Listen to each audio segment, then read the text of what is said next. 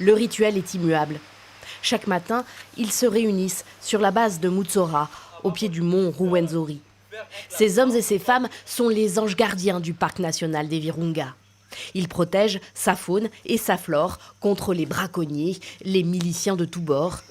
Un engagement total, comme celui d'Honoré Koulé, 45 ans de patrouille derrière lui.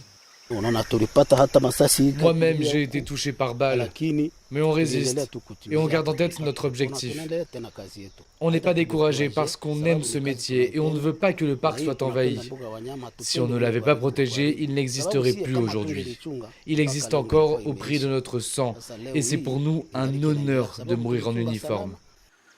Le parc des Virunga vient d'avoir 100 ans. Il est la plus vieille réserve naturelle d'Afrique, inscrite au patrimoine mondial de l'UNESCO depuis 1979. Il s'étend sur 790 000 hectares dans l'est de la RDC, à la frontière avec le Rwanda et l'Ouganda, au centre de la région du Rift albertain. Et présente une biodiversité exceptionnelle. Des espèces endémiques, d'autres rares et mondialement menacées comme le gorille de montagne.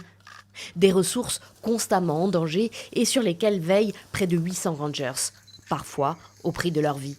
Selon l'Institut congolais pour la conservation de la nature qui gère le parc, plus de 220 écogardes ont été tués ces 20 dernières années dans l'exercice de leurs fonctions.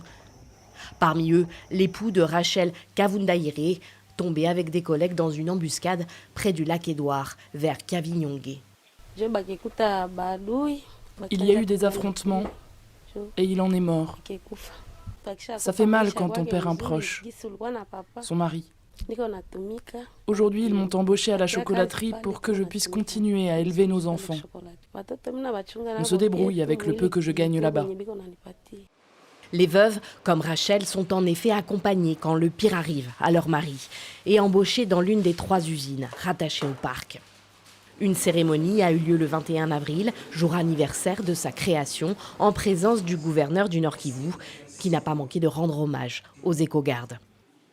Un siècle s'est écoulé depuis que ce parc a été créé.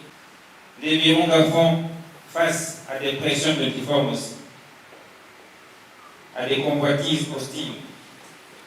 Symbole de l'intelligence, de la résilience et de l'amour des celles et ceux qui, au fil des décennies, ont cru et consacré leur vie à protéger ce patrimoine. Selon une synthèse produite à l'occasion de cet anniversaire, la moitié de la superficie des Virunga est occupée par des groupes armés, M23, ADF, FDLR, différentes milices Maï-Maï. À eux tous, ils tireraient chaque année environ 30 millions de dollars du trafic des ressources du parc.